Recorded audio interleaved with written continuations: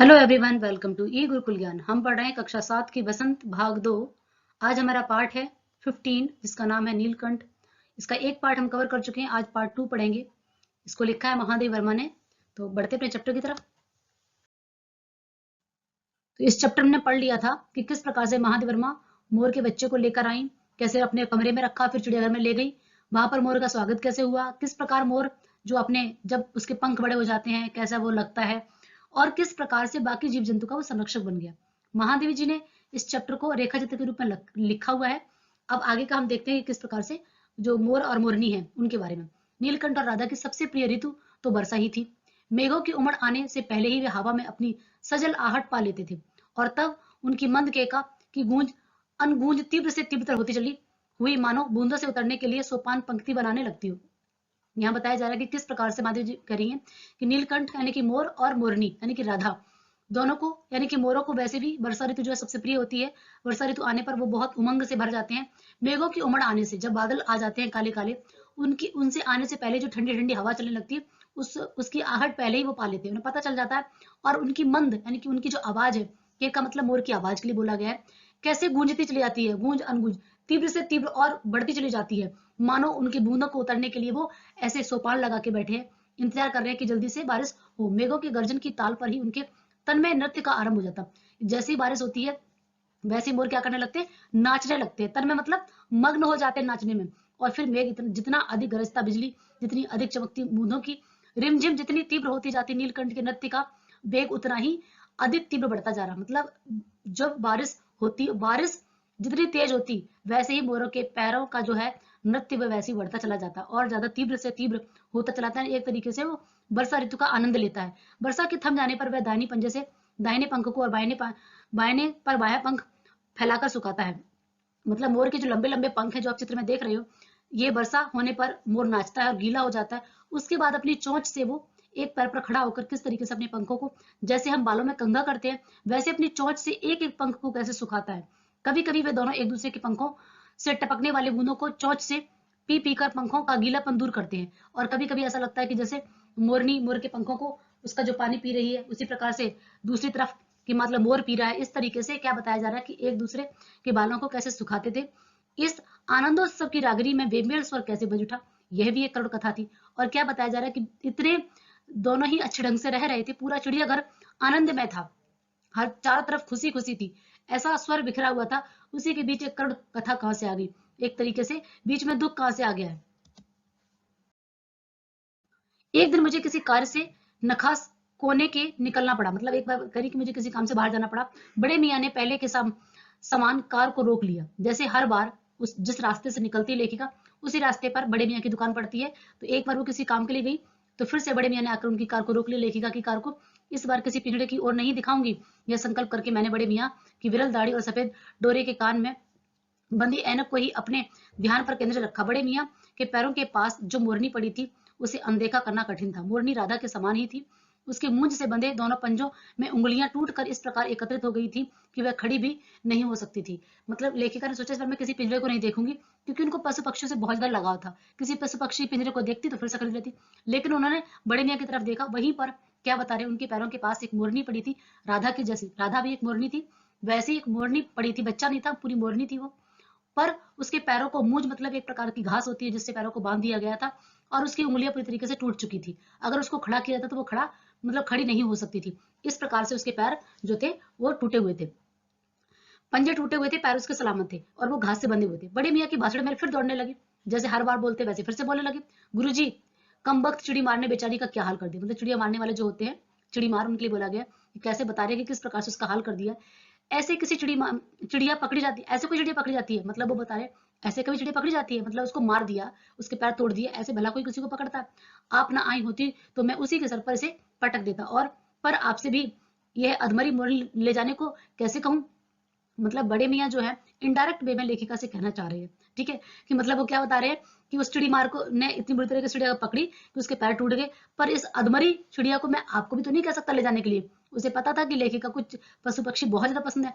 सारांश यह है कि 7 रुपए देकर मैं उसे अगली सीट पर रखवा कर, मतलब सारा ओवरऑल बताना चाह रही लेखिका, ओवरऑल मतलब पूरा निष्कर्ष ये निकला कि बड़े मियाँ से जो बात हुई उससे देखा नहीं गया। 7 रुपए में उन्होंने उस चिड़िया को अपने पीछे की सीट पर रखवाकर आखिरकार वो ले ही आई। एक बार फिर मेरे पढ़ने लिखने के कमरा अस्पताल बन गया। जैसे पहले चिड़ियाघर बन गया था, इस बार क्या बन गया, अस्पताल। पंजों की मरहम पट्टी और देखभाल करने पर वह महीने भर में अच्छी होगी। और लेखिका ने उसकी देखभाल की, उसकी मरहम पट्टी की और वह फिर से अच्छी होगी। उंगलियां पहले जैसी टेढ़ी मेढ़ी उंगलियां वैसे ही टेढ़ी मेढ़ी रही, परंतु वह ठूंठ जैसे पंजों से डगमगाती हुई चलने लगी। पंजे उंगलियां जो टूट चुकी थी वो सही तो नहीं हुई, लेकिन उनके घाव ठीक हो गए। वो खड़ी हो सकती थी, चल सकती थी, डगमगाने लगी। जो मोर का पंजा होता है वो अपनी हथेली के समान, जैसे हाथ का पंजा बना देते उस तरीके से चौड़ा होता है, तो उसके जो खत्म हो गए थे ठूंठ जैसा, मतलब उसकी उंगलियां टूट गई थी, केवल एक डंडे के जैसे उसके पैर रह गए थे। तब उसे जाली वाले घर में पहुंचाया गया, और जैसे लेखिका हर बार करती थी वैसे इस बार इस मोरनी को भी उन्होंने अपने जाली वाले घर में, अपने चिड़ियाघर में पहुंचाया, जहां उसका नाम रखा गया कुब्जा। नाम के अनुरूप कुब्जा का मतलब है बुरे स्वभाव वाली, ठीक है, जिसका स्वभाव अच्छा नहीं होता है, जिसका मतलब एक तरीके से व्यवहार अच्छा नहीं होता है, उसको बोलते हैं कुब्जा, ठीक है। तो यहाँ पर उस इस वाली मोरनी का नाम क्या रखा गया, कुब्जा, जबकि पहले वाली मोरनी का नाम क्या रखा गया था, राधा। तो आपको इसके पात्रों के नाम याद रखने हैं, ये बहुत जरूरी है, कई बार क्वेश्चन में पूछा जाता है। वह स्वभाव से भी कुब्जा थी, प्रमाणित ही निकली, मतलब जैसा उसका नाम था वैसे उसका काम था। अब तक नीलकंठ और राधा साथ रहते थे, पर कुब्जा उन्हें साथ देखते ही मारने दौड़ती। मतलब वो क्या करती थी, अब तक तो बहुत खुशी खुशी से पूरा माहौल अच्छे से आनंदमय रह रहा था, लेकिन अब कुब्जा के आने के बाद जैसा उसका नाम कुब्जा वैसे उसमें व्यवहार भी उसने किया। वो हमेशा राधा को मारती रहती, चोंच से मार मारकर उसने राधा की कलगी नोच डाली, राधा के सर पर जो कलगी लगी थी उसने उसको नोच डाला, पंख नोच डाले उसके। कठिनाई यह थी कि नीलकंठ उससे दूर भागता था, और साथ ही साथ मोर भी उससे दूर भागता था। नीलकंठ जो था वो भी कुब्जा को बिल्कुल पसंद नहीं करता था, उसके स्वभाव की वजह से, और वह उसके साथ रहना नहीं चाहती थी। न किसी जीव जंतु से उसकी मित्रता थी, मतलब जितने भी चिड़ियाघर में जीव जंतु थे किसी से उसकी मित्रता नहीं थी, क्योंकि उसका स्वभाव बिल्कुल भी अच्छा नहीं था। न वह किसी को नीलकंठ के समीप आने देना चाहती थी। उसी बीच राधा ने 2 अंडे दिए, जिनको वह पंखों में छिपाई बैठी रहती थी। पता चलते ही कुब्जा ने चोंच मार मार कर राधा को धकेल दिया, और फिर अंडे फोड़कर ठूंठ जैसे पैरों पर सब और छितरा दिए। मतलब उसने क्या किया, राधा को भी मारा और उसके बाद उसके अंडे भी फोड़ दिए। इतना मतलब वो जो कुब्जा थी वो अच्छे व्यवहार की नहीं थी। इस तरह कलह कोलाहल से और उससे भी अधिक राधा की दूरी से बेचारा नीलकंठ की प्रसन्नता का अंत हो गया। जिस प्रकार से अभी पूरा का पूरा चिड़ियाघर में हमेशा प्रसन्नता खुशी छाई रहती थी, अब वहां पर एक तरीके से कलह कोलाहल कलेश मच गया कुब्जा के आने के बाद। सब दुखी हो गए, नीलकंठ भी खुद दुखी हो गया, बाकी जीव जंतु भी दुखी हो गए, राधा तो बहुत दुखी होगी, और ऊपर से मारती रहती थी राधा को। तो नीलकंठ, एक तो वो पहले ही कलह से परेशान, ऊपर से राधा उससे दूर होगी, इसलिए वो बिल्कुल भी प्रसन्न नहीं रहा, उसकी प्रसन्नता का अंत हो गया। कई बार वह जाली के घर से बाहर निकल भागा, मतलब इतना दुखी हो जाता था कि कई बार बस वहां से निकल के भाग जाता था। लेखिका बता रही, एक बार कई दिन भूखा प्यासा आम की शाखाओं में छिपा बैठा रहा। एक बार तो हद ही हो गई कि वो आम की शाखाओं में जाकर छिप कर बैठ गया था, भूखा प्यासा, जहां से बहुत पुचकारने पर मैंने उसे उतारा। लेखिका बहुत मेरे मनाने पर, बहुत मैंने उसे प्यार से बुलाया, तब जाके वो मुश्किल से माना। एक बार मेरी खिड़की की शेड पर जा छिपा, और एक बार इस तरीके से, मतलब वो कलह से बहुत परेशान हो गया था, इसलिए बार बार उस कलह से निकल जाता था। अब यहाँ क्या बताया जा रहा है, जैसे ये मोर के पंजे आप देख रहे हो ना, ये पंजे उस कुब्जा के नहीं थे, यहाँ से टूट जाना, तो ये क्या कहलाएगा, टूट जैसा। मेरा दाना देने जाने पर वह सदा की भांति पंखों से मंडलाकार बनाकर खड़ा हो जाता था। फिर उसकी चाल में थकावट और आंखों में एक शून्यता रहती थी। मतलब जो मोर था पहले जैसा नहीं रहा। लेखिका जब भी जाती वो हमेशा मंडलाकार बैठ जाता था, अपने पंखों को फैलाता था, नाचता था। अब वो नहीं था, अब उसकी जगह क्या थी, थकावट थी, हमेशा वो थका, निराश, क्योंकि निराशा में क्या इंसान की बॉडी भी एक्टिव नहीं रहती है। वो खुशी, जब इंसान खुश नहीं होगा तो अच्छे से नहीं, तो ऐसे यहाँ पर भी खालीपन था, उसकी आंखों में शून्यता, मतलब खालीपन। अनुभवहीनता के कारण ही मैं आशा करती रही कि थोड़े ही दिन बाद, मतलब मुझे इतना अनुभव नहीं था, मुझे ऐसा पता नहीं था, लेखिका कह रही है, कि उसमें मेल हो जाएगा। मुझे लगा सब कुछ ठीक हो जाएगा, पक्षियों का इतना अनुभव नहीं इंसान को होता है। अंत में 3-4 मास के उपरांत एक दिन सवेरे जाकर देखा कि नीलकंठ पूंछ फैलाकर धरती पर उसी प्रकार बैठा हुआ था जैसे खरगोश के बच्चों को पंखों में छिपाकर बैठता था। मेरे पुकारने पर भी उसने कोई उत्तर नहीं दिया।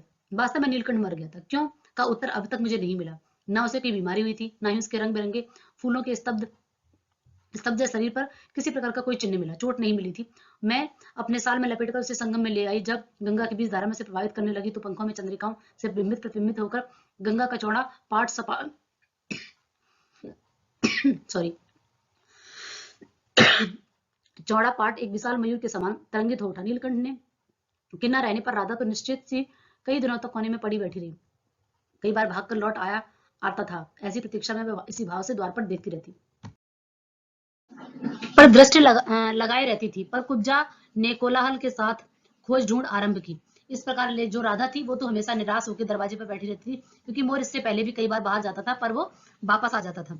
और जो कुब्जा थी वो भी शोर मचा मचा के, मतलब वो भी उसने भी मोर नीलकंठ की खोज आरंभ कर दी। खोज के क्रम में वह प्राय जाली का दरवाजा खुलते ही बाहर निकल आती थी, कौन, कुब्जा, और आम, अशोक, कचनार आदि की शाखाओं में नीलकंठ को ढूंढती रहती।